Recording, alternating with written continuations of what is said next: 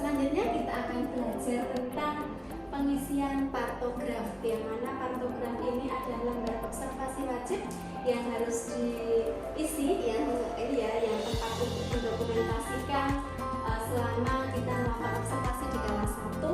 Dan untuk observasi di partograf itu dimulai sejak fase aktif itu pembukaan 4. Kalau sebelum pembukaan 4 nanti bisa ditulis di lembar tersendiri. Di partograf ada komponen yang harus diisi ya. Di sini identitas ibu, identitas suami, usia, kemudian status grafida, kemudian dia masuk tanggal berapa. Ya, ini alamat juga diisi. Kemudian mulai sejak jam ini ditulis dengan tanggalnya ya, karena kemungkinan berbeda dengan kapan dia masuk dan lulusnya sejak kapan, tanggal dan sekian. Kemudian untuk yang di sini ketuban pecah sejak jam. Kalau dia pasien itu datang ketubannya masih utuh, ini dibiarkan kosong saja. Tapi kalau datang sudah pecah ya, sudah ada remes atau apa, baru diisi. Selama masih utuh tidak usah diisi, meskipun nanti mungkin dalam perkembangannya saat observasi pecah nanti akan munculnya di sini ya, di observasi air ketuban penyusupan, jadi tidak muncul di sini. Kemudian yang perlu kita perhatikan untuk pengisian partograf itu dimulai kita lihat pembukaan dulu berapa ya.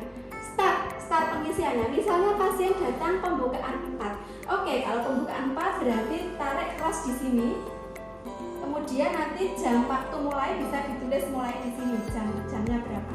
Tapi kalau pasien datang sudah pembukaan 5, kita startnya di sini, kita cross di sini. Kemudian nanti jam datang mulai di sini. Demikian juga pembukaan 6 ya, kita tarik garis dari ini pembukaan sampai perpotongan garis waspada, kita cross mulainya di sini. Jadi tidak harus mulai selalu dari paling kiri. Itu yang harus diingat. Jadi perpotongan antara pembukaan dengan garis waspada. Oke, misalnya datang pembukaan 5 di sini, berarti tarik garis lurus. Semua observasi dimulai sejak di garis ini. Ya, misalnya denyut jantungnya 140 yang mulainya di sini dengan titik, kemudian 30 menit lagi nanti denyut jantungnya 144 titik lah, mulainya di sini nanti ya.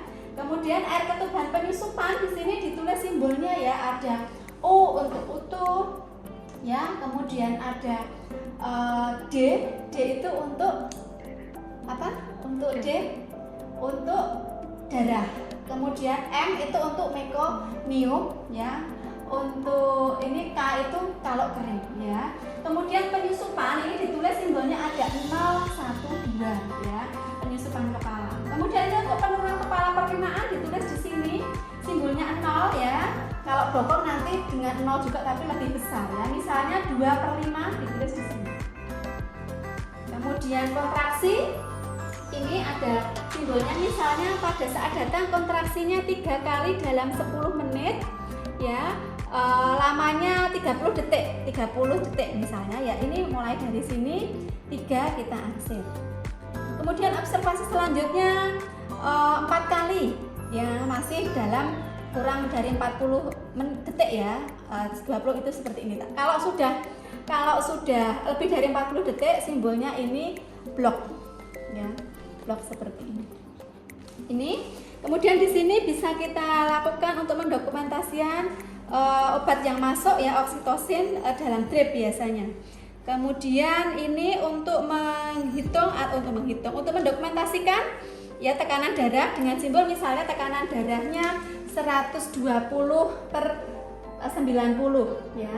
Dari sini ya ditarik garis ke bawah /90. Kemudian nadinya 80 mulai dari sini. Kemudian tekanan darah ditulis di sini, nanti misalnya tekanan darah 120/90 dengan anak panah atas bawah, kemudian tarik garis lurus. Kemudian nadi juga didokumentasikan di sini, misalnya 80 ditulis di sini titik.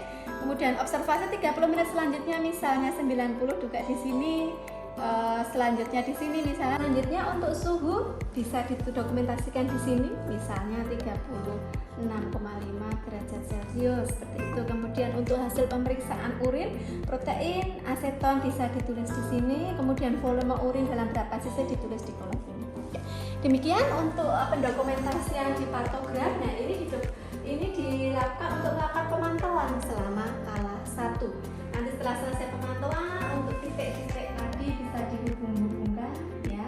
Kemudian nanti setelah informasi bayi lahir jam berapa, jenis kelamin apa bisa ditulis di sebelah sini atau di lembar belakang partograf.